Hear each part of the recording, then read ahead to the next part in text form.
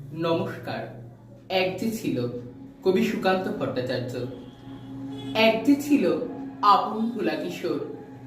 School তার ভালো লাগতো না, সহ্য হতো না পড়াশোনার ঝামেলা। আমাদের চলতি লেখাপড়া সে শিখলো না কোনো কালই, অথচ সে ছাড়িয়ে গেল সারা দেশের সবটুকু পাণ্ডিত্যকে। কেমন করে সে প্রশ্ন আমাকে করো না।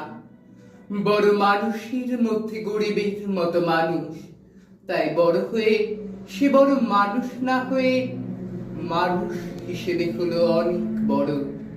কেমন করে সে প্রশ্ন আমাকে করো না।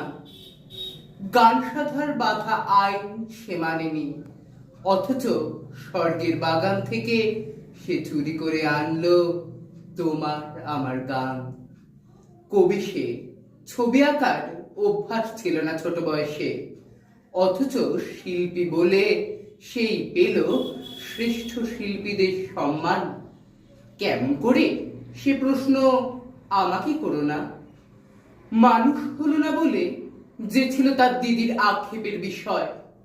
অনেক দিন অনেক বিদ্রুপ যাকে করেছে আহত, সেই একদিন চমক লাগিয়ে করলো দিগ্বিজয়। কেউ তাকে বলল বিশ্বকবি, কেউ বা কবিগুরু।